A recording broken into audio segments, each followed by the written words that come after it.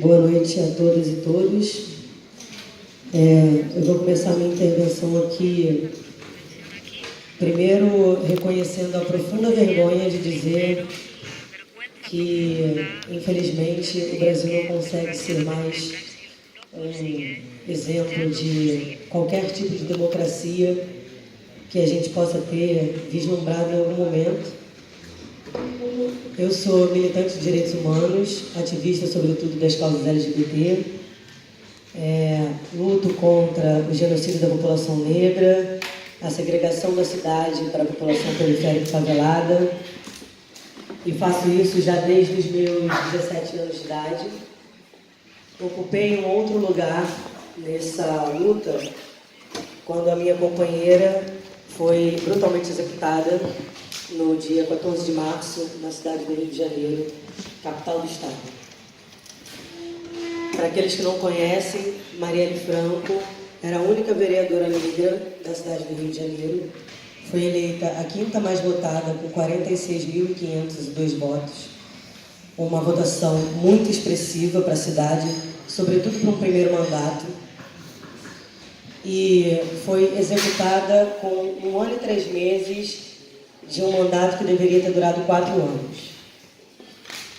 O Estado do Brasil, ele na verdade é governado por homens brancos, héteros, fundamentalistas, LGBTfóbicos, racistas, machistas, e tudo isso coloca hoje em xeque a democracia que a gente tem no Brasil, ou a falsa democracia que a gente hoje tem no Brasil. Para entender um pouco da conjuntura do Brasil, desde 1500, o Brasil é constituído por um processo de extrema violência. A gente teve 3 séculos de escravidão, a gente passou por 2 ditaduras extremamente sanguinárias, a gente continua matando a nossa população indígena, a nossa população preta, periférica, favelada. A gente continua no ranking de um dos países que mais aumenta a sua taxa de feminicídio, matando as mulheres pelo simples fato de ser mulheres. Nós somos o país que mais mata a sua população LGBT. Então, um dos países que mais mata os seus defensores de direitos humanos. Então, em todos os rankings negativos, o Brasil está sempre tentando despontar o topo dessa trágica categoria. Também somos um dos países que mais aumenta a sua população encarcerada.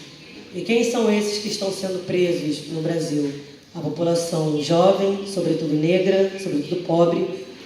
E todas essas pautas são pautas da qual eu venho me colocando num movimento de luta, e por isso estou aqui hoje querendo construir um outro tipo de pensamento para a gente entender como que de forma coletiva a gente pode mudar não só o Brasil, mas todas essas dores que a gente traz aqui, porque eu acho que a onda do conservadorismo e do fascismo, ela cresce no Brasil, cresce na América Latina e hoje é uma discussão mundial.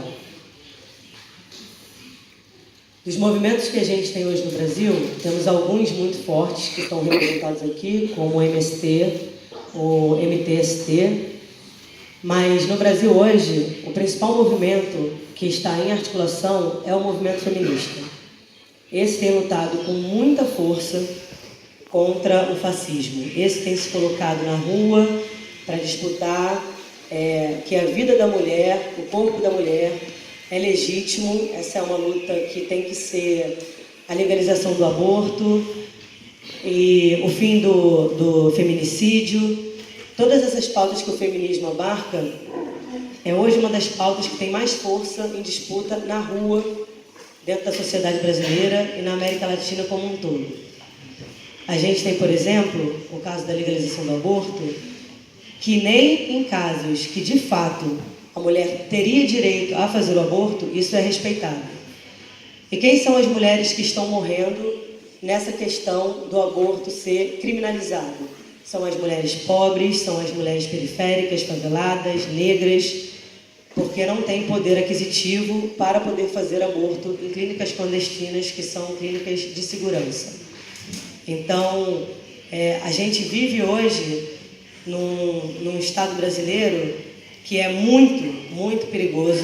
Estamos em campanha, num processo eleitoral, inclusive disputando presidência. onde o candidato que vem despontando as pesquisas com intenção de voto é declaradamente fascista.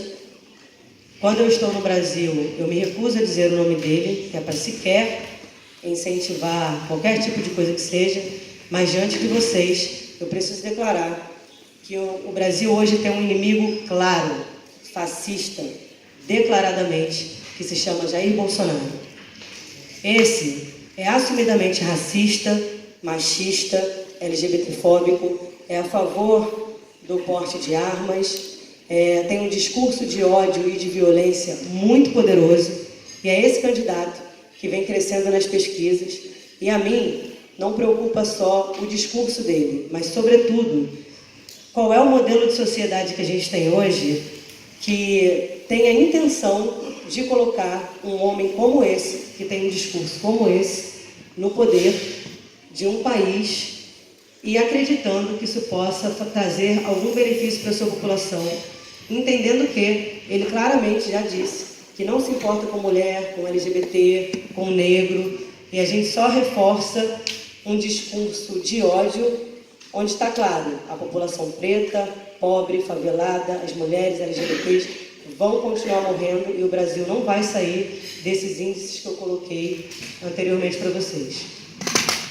A Marielle era uma mulher que tinha no próprio corpo todas as pautas que ela defendia. Mulher negra, favelada, lésbica, feminista. E a execução da Marielle foi uma clara tentativa de silenciar o que a Marielle representava. E aí a gente precisa entender que, considerando que, de acordo com o que foi o crime da Marielle, existe participação de agentes do Estado, o que eu quero dizer, polícia, e figuras políticas, a gente fica em xeque na nossa democracia. Porque o recado foi muito claro. Não queremos esse tipo de representatividade disputando os nossos espaços de poder, que é feito pelos homens brancos, héteros, fundamentalistas, como eu acabei de dizer. Então, mais uma vez, a nossa democracia é colocada em xeque. E mais grave, nós estamos há mais de 6 meses da execução da única parlamentar negra da Câmara de Vereadores do Rio de Janeiro, sem nenhuma resposta. O que, de novo, diz pra gente que a gente tem uma democracia muito frágil, porque isso reforça a violência, isso incita cada vez mais a violência, uma vez que a gente não consegue dar resposta para um crime que foi absolutamente hediondo, que tocou o mundo. O mundo inteiro se comoveu com a morte da Marielle, o mundo inteiro se interessou e hoje cobra justiça porque aconteceu. Justiça por causa da Marielle não é só uma justiça que garante por mais um crime. É uma garantia de democracia, porque ao respondermos o crime da Marielle corretamente, coisa que o Brasil costuma também não fazer, quando a gente responder corretamente, a gente vai dizer de fato ao Brasil que ainda temos alguma tentativa de democracia em disputa. Os movimentos sociais que temos hoje têm, embora resistência, um problema de articulação, porque temos uma esquerda extremamente fragmentada, temos uma democracia em disputa que é extremamente frágil, e enquanto a gente, enquanto esquerda, fica discutindo pautas, a direita está extremamente articulada e continua nos matando, e continua subindo nas pesquisas por intenção de voto, e continua dentro de um projeto de poder que exclui a maior parte da população, onde, no Brasil, poucos têm muito e muitos não têm absolutamente nada. O Brasil volta de novo para o mapa da fome, o Brasil volta de novo a despontar o índice de miséria, o Brasil sequer consegue respeitar as organizações internacionais, uma vez que a ONU, a OEA, mandam manifestações para que o Brasil responda e o Brasil simplesmente ignora. A democracia está muito longe da gente ser simplesmente um país que tem o direito de votar. A democracia não pode ser entendida só como um processo de eleição que acontece a cada 4 anos.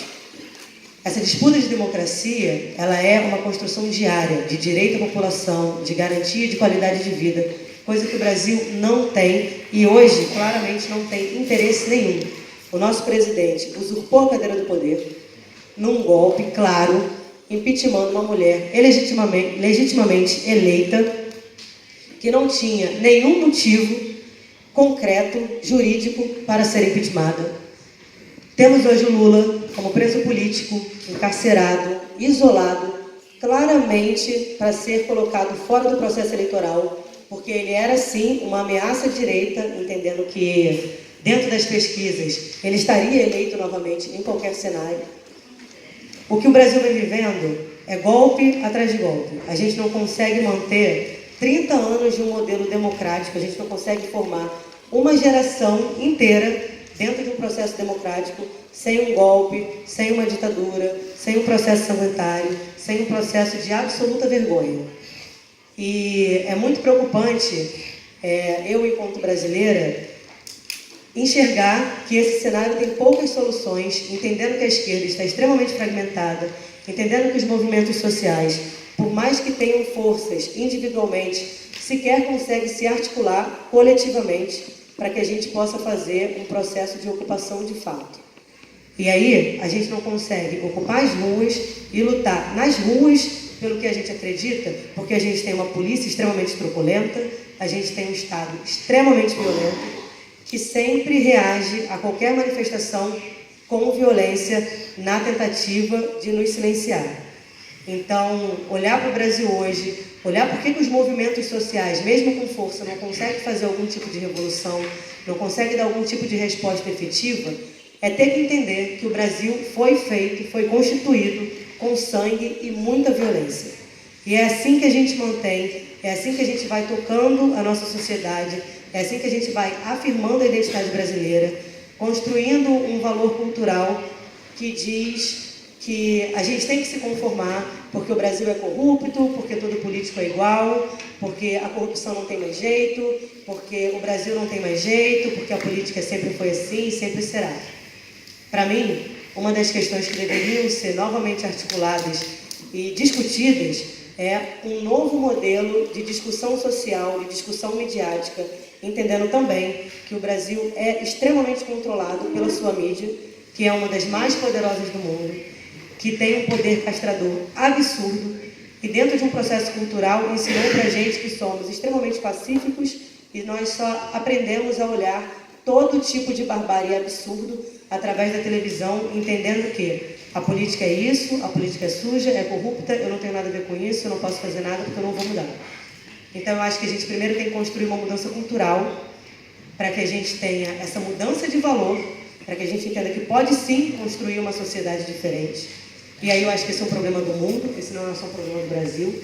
A gente precisa de pessoas tendo esperança de que um outro mundo é possível, mas mais do que só esperança, resiliência, resistência e coragem para poder fazer o que estamos fazendo aqui hoje, articulando, construindo juntos, lutando de fato para poder ter uma mudança social, porque não é através de redes sociais que a gente vai conseguir uma mudança efetiva de sociedade. E isso é uma coisa que me preocupa muito hoje, olhar como as novas gerações só ficam através da internet discutindo um modelo de sociedade e como tem pouca solidariedade e empatia para as ruas e responder efetivamente ao Estado que existe uma mudança, que a mudança está em curso. O que acontece hoje no Brasil, na América Latina de forma geral, é o movimento feminista, que é quem hoje está tentando despontar esse espaço. E aí, para encerrar minha fala, a gente no movimento feminista costuma dizer que sozinha a gente anda bem, mas com a coletividade a gente anda melhor.